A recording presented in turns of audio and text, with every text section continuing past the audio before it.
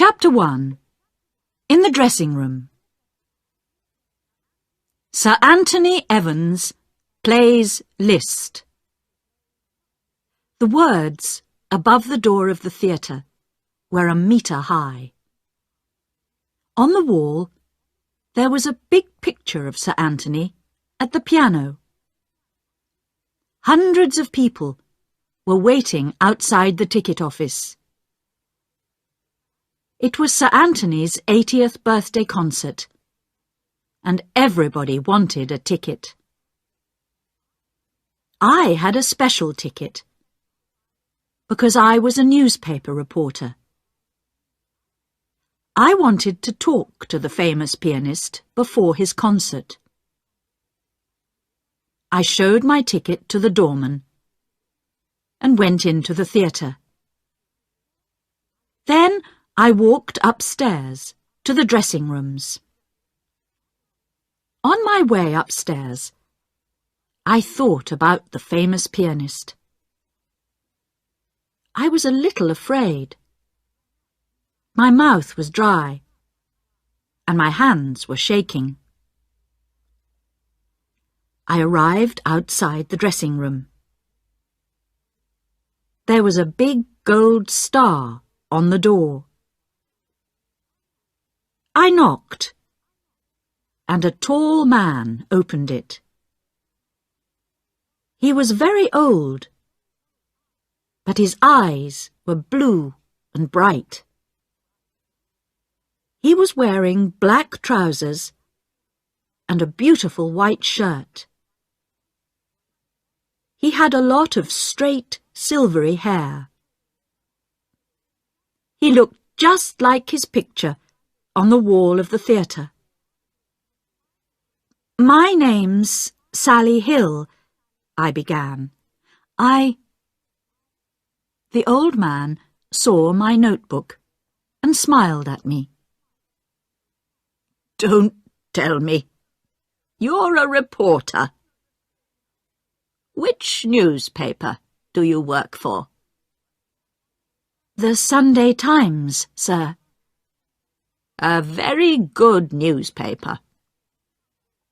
Come in and sit down. Ask your questions. We were young once, weren't we, Linda? But of course, that was a long time ago." He turned to a tall woman who was standing in the corner. She smiled at me with friendly brown eyes. "So this is Lady Evans," I thought. "What a nice face she has. She looks like a farmer's wife." I was not afraid any more. I sat down and opened my notebook. "Tell me about yourself, please, Sir Anthony. Did you come from a musical family? Did you start to learn the piano when you were 3, like Mozart?" The famous pianist smiled. No, my dear. I am the first musician in my family. And I was 14 years old before I touched a piano for the first time." He saw the surprise on my face. "We have a little time before my concert. I'll tell you my story. It's a strange story, but every word of it is true. You see, I left school when I was 13. Everybody called me Tony in those days. I worked on a farm." It was an exciting story, and he told it well. At first, I tried to write everything down in my notebook. Then the pen fell from my hand, and I just listened. I was lost in Sir Anthony's wonderful story. He told me about an old school behind a high wall in a dirty street. There was broken glass on top of the wall. The schoolyard was very small. As he spoke, pictures came into my mind. I saw a little boy called Tony Evans playing football with an old tin.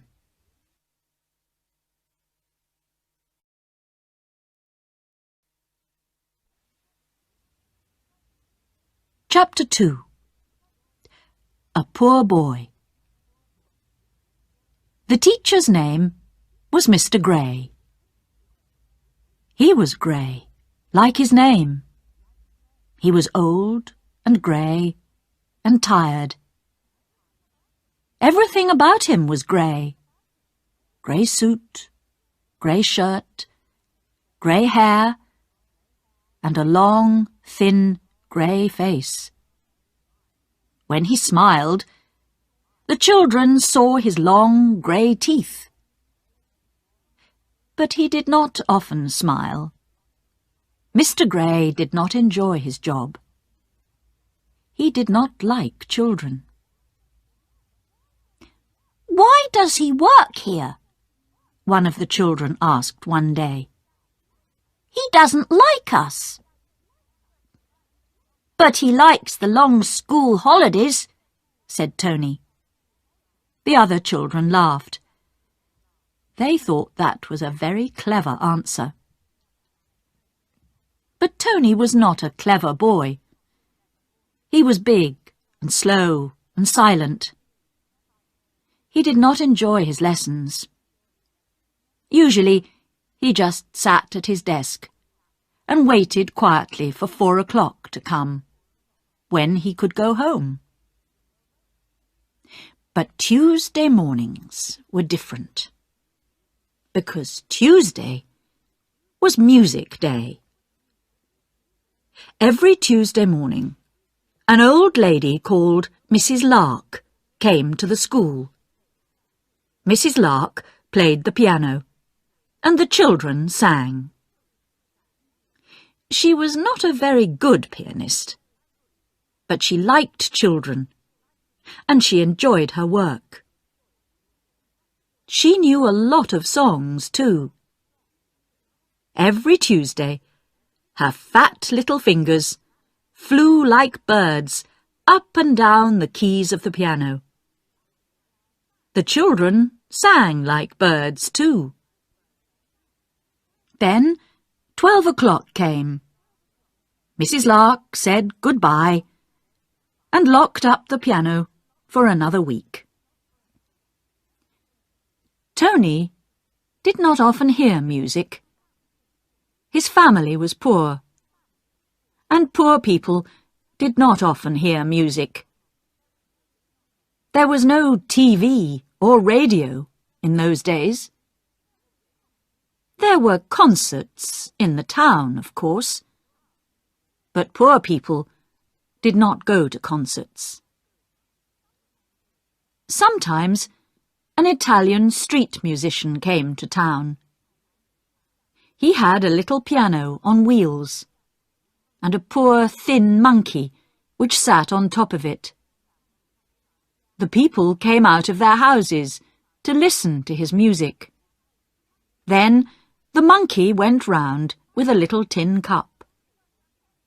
"Give us a penny," sang the musician. But when the monkey came back, the tin cup was always empty. The musician shook his head and pushed his little piano away. There were 6 children in the Evans family, and Tony was the oldest. They lived in a very small house at the end of a long grey street. The toilet was outside in the yard. There was no bathroom. Everybody washed in the kitchen. On Saturday evenings, everybody in the family had a bath, one after another, in an old tin bath in front of the fire. It took all evening. Every Monday, Mrs. Evans washed all the family's clothes in the tin bath. But the Evans were clean, and they had enough to eat. Tony did not feel poor, because all his friends were poor too. In those days, poor children usually left school when they were 13. Most of Tony's friends found jobs in shops or factories in the town. Tony did not want to work in a shop or a factory, but he needed a job because his family needed the money. A few days after his 13th birthday, Tony left school too. He began to look for a job, but he was unlucky. The factory did not want him. The shops did not want him. Then his mother thought, what about farming? One hot summer afternoon, she decided to take her son to a farm outside the town. "I worked on Mr. Wood's farm when I was young," she told Tony. "Then I met your father, and we moved to the town. But I enjoyed farm work, and I think you'll like it too. I wrote to Mr. Wood last week and asked him to give you a job on the farm. That will be better than the factory."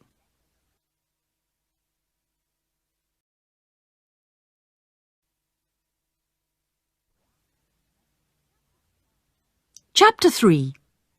A Farmer's Boy. Tony and his mother got on a bus in the middle of the town. At first, they drove through streets of small grey houses. Then the bus left the town and drove along a country road. The bus stopped in every village. Tony saw green fields and small, quiet villages. Every house had a garden. The smell of the flowers came in through the open windows of the bus. At last the bus stopped. Tony could see a river and an old bridge. A small road ran across the bridge, through the fields and over a hill. "Come on, Tony," said his mother. They got out of the bus and walked 2 kilometres in the hot sun. There were white and yellow flowers at the side of the road. Tony did not know their names. He wanted to know more about them. He wanted to know more about the trees, too. There were no flowers or trees in his street. He looked at the cows in the fields. "I've never seen a real cow," he said to himself. He watched them moving very slowly through the long green grass. They looked big and quiet. Tony and his mother arrived at the farmhouse and walked through the farmyard. Chickens were looking for food. A fat white cat sat on a wall and watched them with sleepy eyes. Mr. Wood came to the door and spoke to Tony's mother.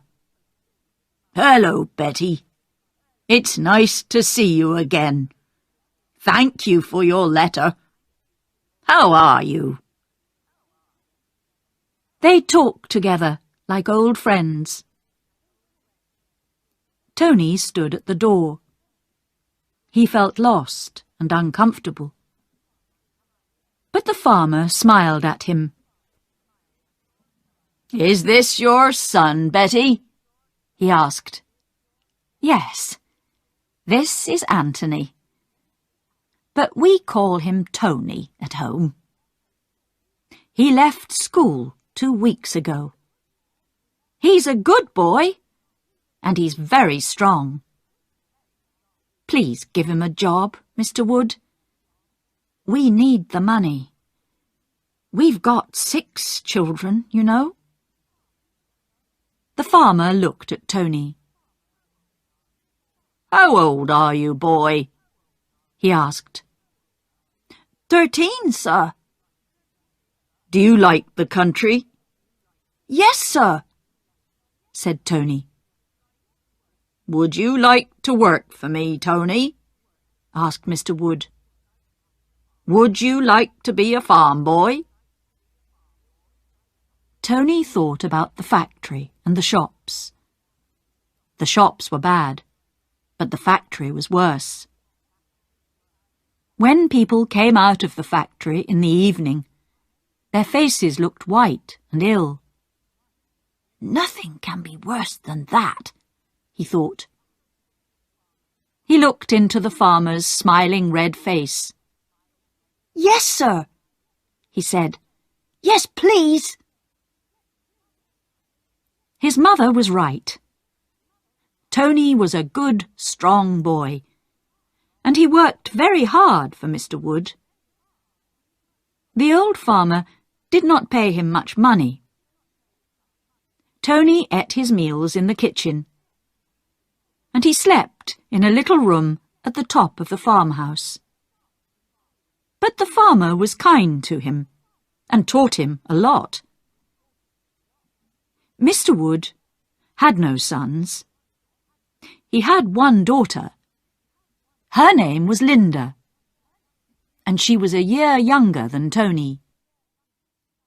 Mr. Wood loved Linda dearly, but he wanted a son very much. He was like a father to Tony. Tony was happy. At the end of every day, his back was tired and his legs hurt, but he slept like a baby. He ate Mrs. Wood's good country food. He drank a lot of milk. Soon he needed new clothes. He sent his old clothes home for his brothers. He sent his family money too. Sometimes Tony visited his family. He enjoyed those visits, but he was always happy to leave again. "I'm a country boy now," he thought. In the school holidays, Pip and his brother John came to the farm. Pip was 17 and John was 16, but they were both still at school. Their father had a large shoe shop in the town. He wanted them to go to college and learn to be businessmen. But the boys spent all their holidays on Mr. Wood's farm. "I want to be a farmer," said Pip. "That's right," said John. "Farming is the best job in the world." "But you just come here in the summer," said Tony. "It isn't always summer, you know. The sun doesn't always shine. Farmers work hard in the winter too. It's a hard, dirty job." "But you like it," said John. And he was right. Tony liked his job very much.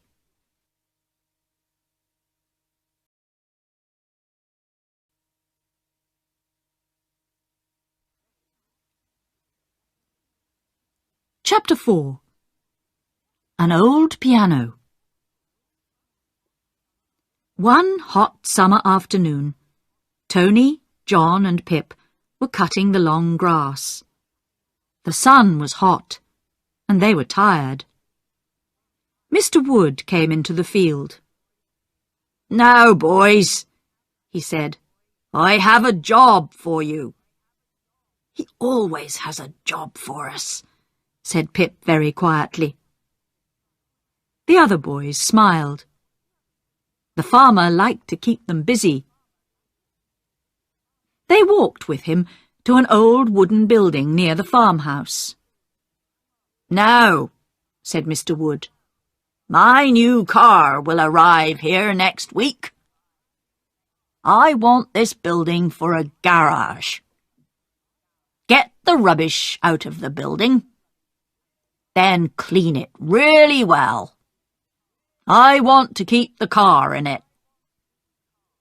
"What shall we do with the rubbish, Mr. Wood?" asked Pip. "Get rid of it, of course," answered the farmer. "Now stop asking questions, young Pip. I'm a busy man." He walked away. The three boys opened the doors of the building. They looked at the rubbish. Then they looked at each other. "This is going to take a long time," said Tony. He went to the back of the building. He saw something behind a lot of old boxes. It was very big. "What's this?" asked Tony. "Is it a cupboard?" asked Pip. John came and moved some of the boxes. "It isn't a cupboard," he said in surprise. "It's an old piano." The piano was made of beautiful dark brown wood. Tony took off his shirt and cleaned the wood with it. He saw brightly coloured birds, flowers and leaves. They shone like stars in the dark, dirty building. Tony opened the piano. He looked at the keys. "We can't get rid of this," he said. "We really can't." He found an old broken chair and sat down at the piano. His fingers touched the keys. He closed his eyes. Half-forgotten music danced through his mind. His fingers began to move. They moved up and down the keys. He began to play an old song. He was suddenly very happy. "I can play the piano," he thought. "Nobody taught me. But my mind tells my fingers what to do, and I can make music." His friends listened. "That's beautiful," said John. "What is it?" "I don't know," said Tony. They heard a noise behind them. Linda Wood was standing at the door. She was a tall, thin girl with long, soft brown hair. She was not beautiful, but she had big, kind brown eyes and a sweet smile. She was smiling now, and she was singing very quietly. Tony heard her and stopped playing. He stood up.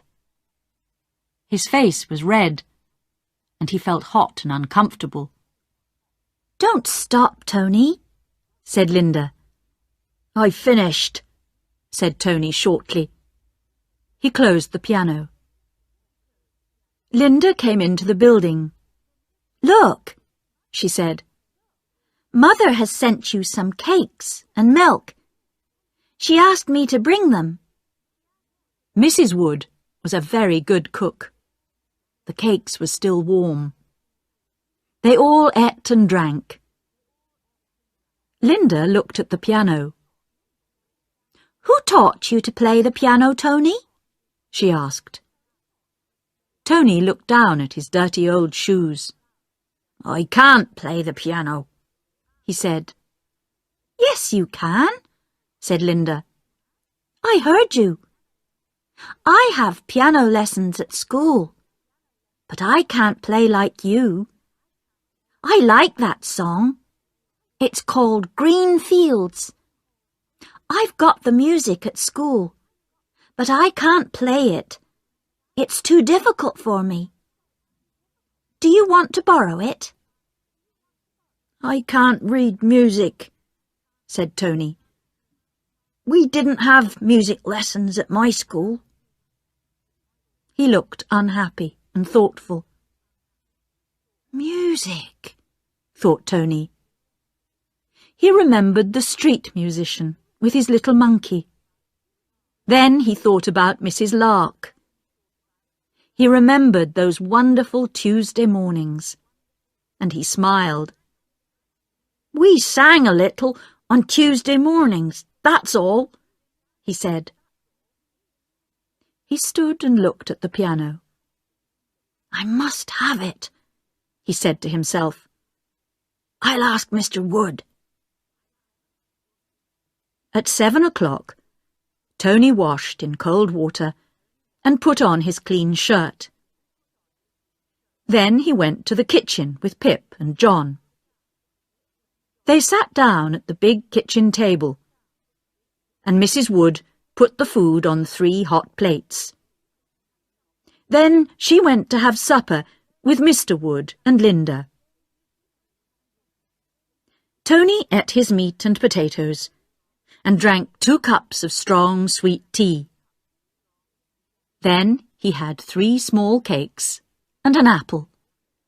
He was always hungry. He washed his plate and his cup and put them away. Now, he thought.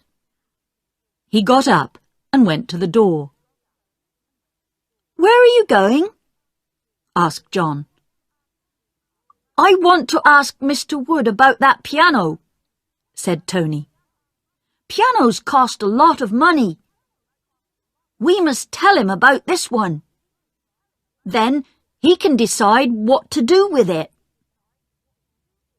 He knocked at the door of the sitting room. Come in, said the farmer. He was reading his Farmer's Weekly. Mrs. Wood was mending a hole in Linda's school dress. Linda herself was doing her homework at the table in the corner. Please, Mr. Wood, began Tony. There's an old piano in that building. I don't want to know, boy, said Mr. Wood. You don't want to know? Said Tony. But a piano isn't rubbish, sir. It is rubbish, boy. Take it away. Get rid of it. I want that building for my new car. Now go away. I'm tired. I've had a busy day, and I want to read my newspaper. But, began Tony again. I don't want to know, said Mr. Wood. Go away. He shook his newspaper angrily. Yes, Mr. Wood, said Tony. He went out and closed the door behind him. He came back into the kitchen. Listen, can you help me? He said to Pip and John. Mr. Wood doesn't want that old piano. He says I can have it. He wants the building for his new car. I can have the piano if I want it. And oh, yes, I want it very much. But where can I put it? That's easy, said Pip. We can put it on Mr. Wood's lorry. We can take the piano to your house. Your family will love it. You've never seen our house, said Tony. It's very small, and there are 7 people living in it. We can't take the piano there. Sell it then, said John. Buy something nice with the money. I don't want money, said Tony. I want the piano. How can I tell them? He thought.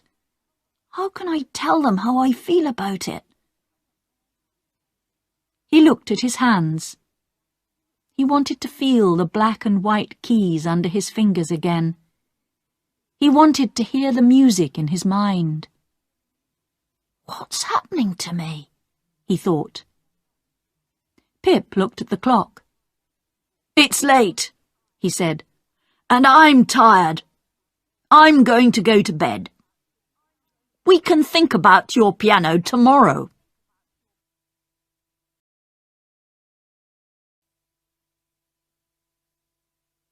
Chapter 5. The Village School. The next morning, the boys got up at 6 o'clock.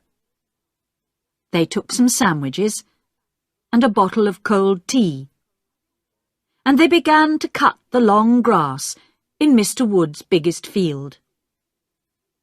The field was near a quiet road. At the side of the road was a small school.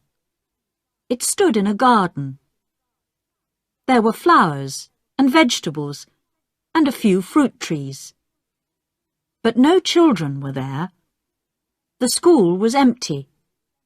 It was summer, and the children were on holiday. The sun shone down angrily. The boys were hot and thirsty. At 11 o'clock, Tony went for a drink. But the bottle was empty. I want a drink of water, he said to Pip and John. He took the empty bottle and went into the school garden. There was a tap there, and he turned it. No water came out. He went to the door of the school. He pushed, and it opened. There was a little kitchen. Tony turned on the tap. He took a long drink and filled his bottle.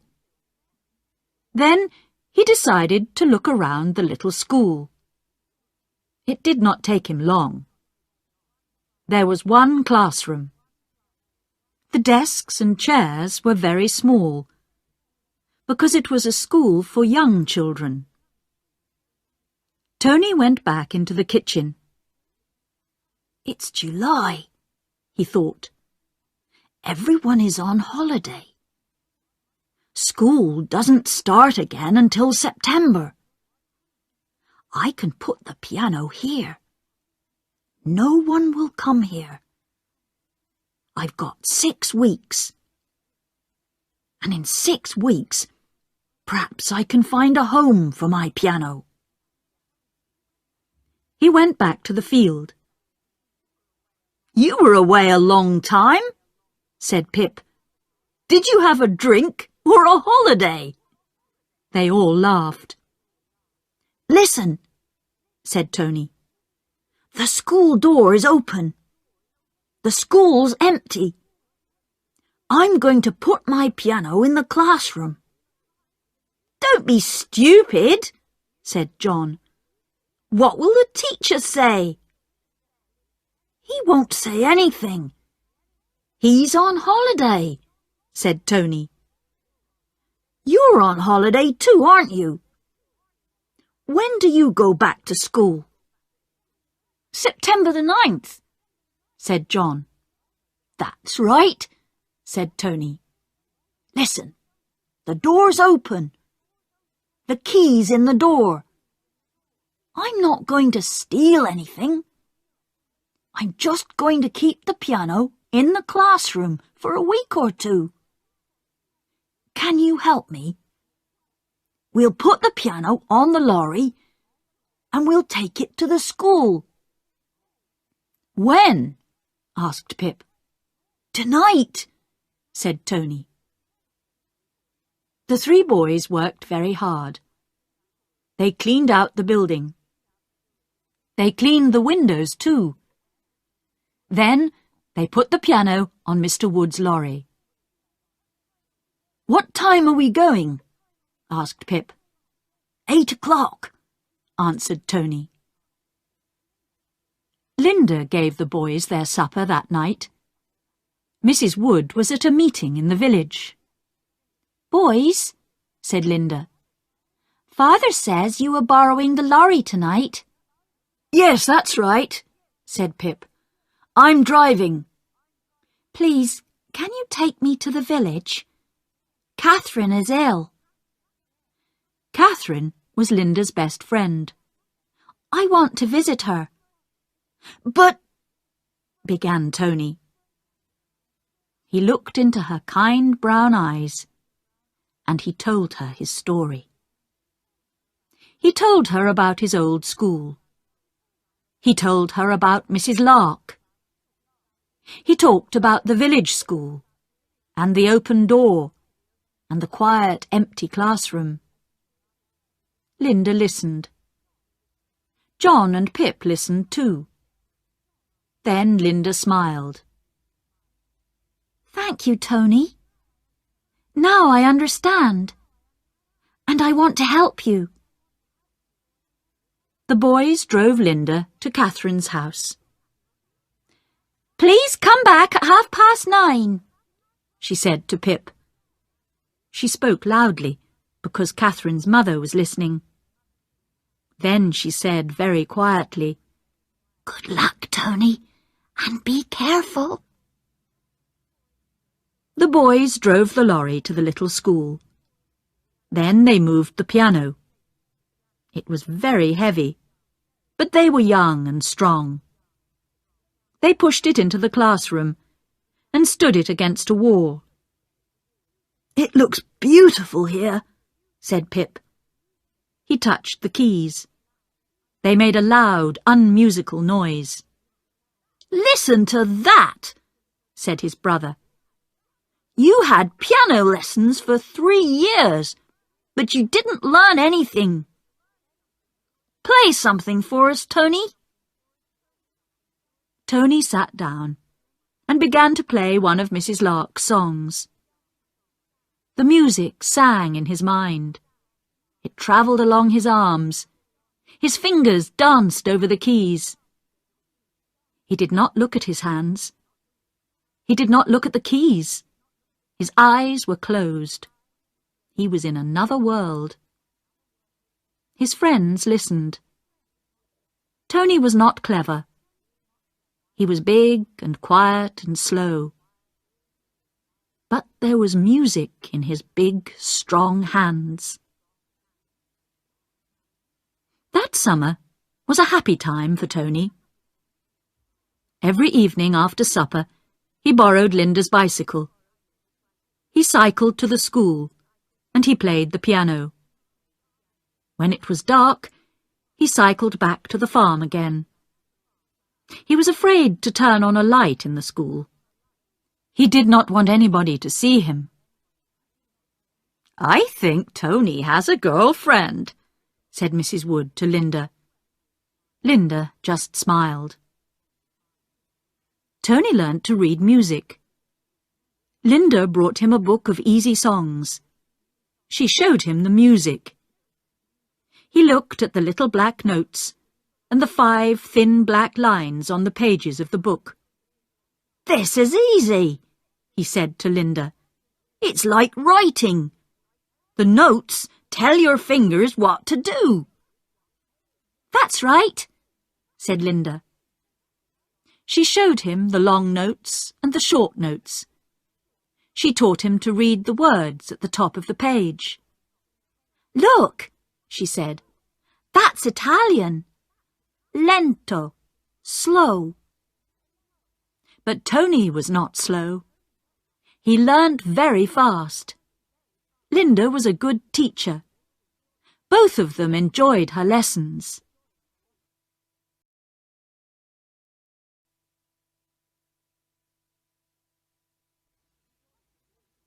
Chapter 6. Mr. Gordon finds a musician. Mr. Gordon was the teacher at the little village school. He was a kind old man, and the children liked him. They enjoyed his lessons, and he enjoyed teaching them. There was no piano at the school. This sometimes made him a little unhappy, because he loved music very much. But he sang with the children. He filled their young minds with songs and stories. It was a happy school. One night, during the summer holidays, Mr. Gordon wanted a book. He looked everywhere. "I know," he said suddenly. "I left it at school. I'll go there at once. It isn't far away." He walked through the school garden. The door of the school was open. He felt in his pocket for the key. It was not there. "Oh dear," thought Mr. Gordon. "I forgot to lock the door. Now somebody is in the school. Perhaps it's a thief. What can I do?" Then he heard the music. Tony played the same line of music again and again. It was not easy. "Prestissimo," said the words at the top of the page. "Very fast." His fingers flew over the keys. Mr. Gordon stood and listened. There was a happy smile on his face. Then Tony stopped playing. "That wasn't right," he said to himself. He looked carefully at the little black notes on their thin black lines. "The left hand goes like this." Mr. Gordon spoke. "And the right hand goes like this." Tony turned round. His face was white. "Don't tell the police," he said. "Please, I haven't stolen anything. I haven't done anything wrong." No, of course not," said the teacher.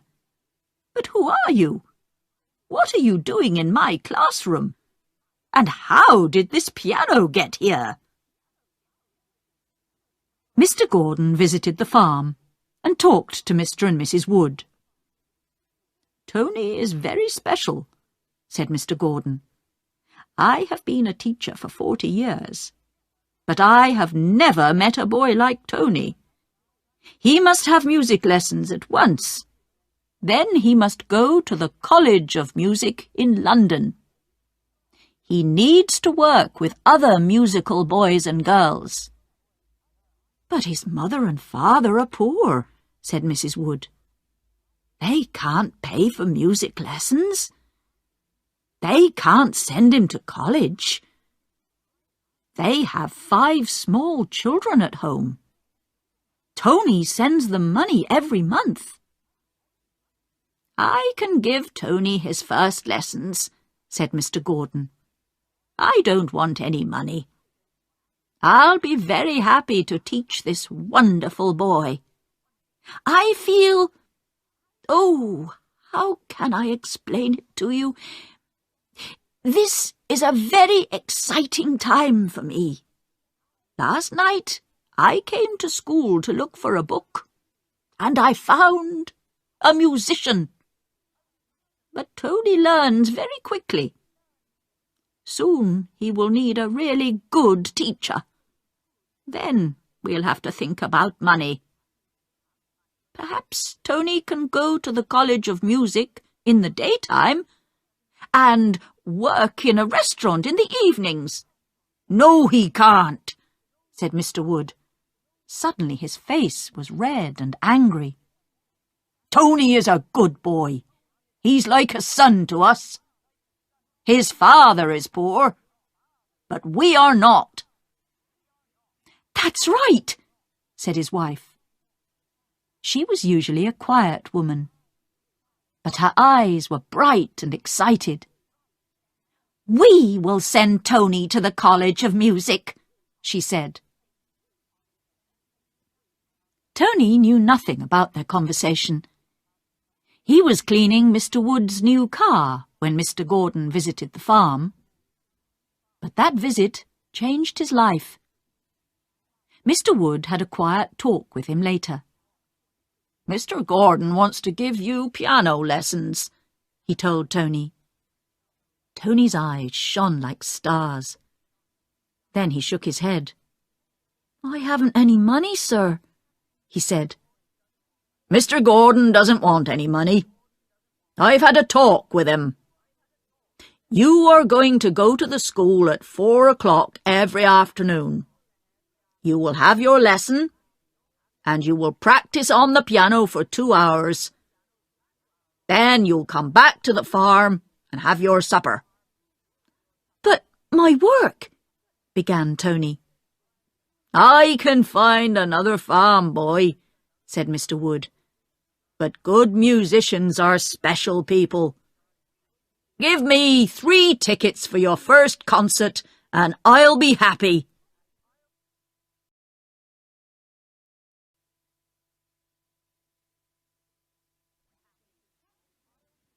Chapter 7. The Music Competition. Tony worked and worked. He got up at 6 every morning. He worked on the farm until 4 o'clock in the afternoon. But every minute of the day, music filled his mind. At 4 o'clock, he cycled to his piano lesson with Mr. Gordon. He practiced until 7 o'clock. Then he cycled back to the farm for supper. After supper, he read Mr. Gordon's music books. Often he fell asleep at the kitchen table. At night, while he slept, his mind was still full of music. Small black notes danced in front of his eyes. When he woke up, the music was still there. Tony lived in a world of music. The leaves fell from the trees. Winter came. It was dark when Tony got up in the mornings. It was dark when he cycled to his piano lesson. And it was dark when he cycled back to the farm again. Sometimes it snowed. Then he had to walk to and from the school, but he never missed a lesson. "How's the boy getting on?" the farmer asked Mr. Gordon one day. "Very well," said the teacher. "But he's too quick for me. Soon he'll need a real teacher." Spring came, and the trees were green again. "There's a music competition in the town on June the 12th, said Mr. Gordon one evening. "Can I go and listen?" asked Tony. "No," said his teacher. "I will go and listen. You are going to play in the competition." "But I can't do that. I need to practice more. I'm not ready," said Tony. "You will be ready," said his teacher quietly. Mr. Gordon was a kind old man, but he made Tony practice for 4 hours every day. Another boy helped Mr. Wood on the farm while Tony practiced for the competition. 2 weeks to go before the competition," said Mr. Gordon one evening. "Look, this is the programme." The programme was big and beautiful and expensive. Tony looked for his name. He found it. Anthony Evans, aged 15, piano. "Nobody calls me Anthony," he said. "Why can't they call me Tony?" "Tony is a boy's name," said Mr. Gordon. "Anthony is a man's name. Tony Evans was a farm boy. Anthony Evans is a musician. One day, Anthony Evans will be famous all over the world." And from today, I'm going to call you Anthony. On the morning of the competition, Mr. and Mrs. Wood and Anthony went into town in the car. While Mr. Wood had a drink with some friends, Mrs. Wood took Anthony shopping. She bought him a new brown suit and a new white shirt. Then she took him into a shoe shop. And Pip's father sold her some new shoes for Anthony. They were beautiful shoes. They shone like glass, and Mrs. Wood liked them very much. The shoes were too small, and they hurt Anthony's feet. But he did not say anything. What could he say? Mrs. Wood paid for the shoes, and Pip's father put them in a box. "I hear you're playing in the music competition tonight," he said to Anthony. "I saw your name in the programme. Anthony Evans. It sounds wonderful. Good luck." In the evening, the Wood family and Anthony drove to Mr. Gordon's house. Mr. Gordon came out. He was wearing his best suit. "You look wonderful, Mr. Gordon," laughed Mrs. Wood. "Are you getting married?" The old man got into the car, and they all drove to the competition. The Woods went to their seats, but Mr. Gordon took Anthony through the stage door. He took him to a room behind the stage. A lot of musicians were waiting there. The women were wearing long dresses. The men were wearing evening suits. Nobody spoke to Anthony. "Goodbye, my boy," said Mr. Gordon, "and good luck." Anthony sat in the waiting room for a long time. His feet hurt. They burned like fire. His hands felt cold. They were shaking. From a long way away, he heard the sound of a piano. Every few minutes, a man came in and called someone's name. After a long time, the man came in and said, "Mr. Evans, please." Anthony did not move. Nobody usually called him Mr. Evans. "Mr. Anthony Evans, please," said the man again. "Come along. We haven't got all night." Anthony got up. "Oh, my feet hurt," he thought. He followed the man up some stairs. "I'm walking like Charlie Chaplin," he thought. "Everybody will laugh at me." He walked onto the stage and sat down at the big piano. The dark wood shone like glass. He could see his face in it. He turned round and looked at the sea of faces. He could not see the Wood family. He could not see Mr. Gordon. But suddenly, Anthony felt their love and their kindness. His feet stopped hurting. His hands stopped shaking. He touched the piano. It was much bigger than the old piano in the classroom. The keys looked very clean and new. He wanted to touch them. "Well," he said to himself, "of course I want to touch them. That's why I'm here." And he began to play. He forgot about himself. He forgot about all the strange people in the theatre, and he just played for his friends. He played for Mr. and Mrs. Wood. He played for Linda. He played for Mr. Gordon. And he played for old Mrs. Lark. "Where are you now, Mrs. Lark?" he thought. Do you remember Tony Evans?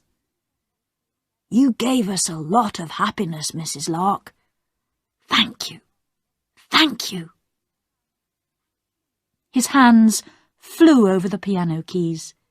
Beautiful sounds filled the theatre. He's going to win the competition, Mr. Gordon said to himself. And this is the happiest day of my life. And Anthony won the competition. He knew that he was the winner because he saw his photograph in the newspaper the next day. But he could not remember anything about it. All he remembered was his feet. When he got out of the car, he could not walk. His new shoes hurt him too much. Mr. Wood helped him into the kitchen, while Mrs. Wood filled an old tin bath with warm water. Linda took Anthony's shoes off. His feet were very hot and red. He put them in the warm water.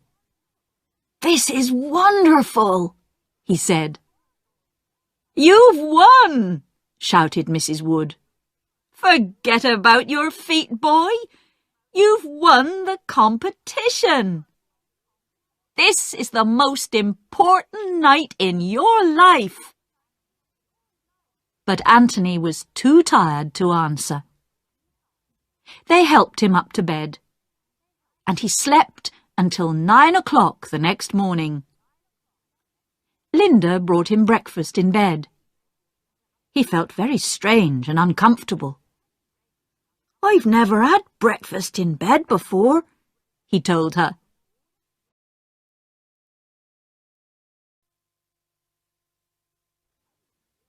Chapter 8. The end of the story. Sir Anthony Evans turned to me. "That competition was the start of wonderful things for me," he said. "I went to the College of Music for 3 years. Of course, I worked hard, but I enjoyed every minute. I always went back to the farm for my holidays. And one summer, when I was 20, I asked Miss Linda Wood a very important question. 'I can't give you much, Linda,' I told her, 'but one day I shall be rich and famous. Then I'll come back again, and I'll ask you to marry me.' She gave me a long, loving look. Then she laughed. 'Oh, Anthony,' she said, 'don't wait until you're rich and famous. Ask me now.' So I did, and here we are. We've been married for 60 years. 5 years ago, the Queen invited us to Buckingham Palace. I was Mr. Anthony Evans when I went into the palace. I was Sir Anthony Evans when I came out. And—" he took his wife's hand. "My dear Linda was Lady Evans." There was a knock at the door of the dressing-room. "2 minutes, Sir Anthony," said a voice. The famous musician stood up. "I'm ready," he said. He turned to me. "How many concerts have I given? 2,000? 3,000? For me, every concert is new and exciting. Now, go, my dear, and write your story. Tell the readers of your newspaper that I am a very lucky man."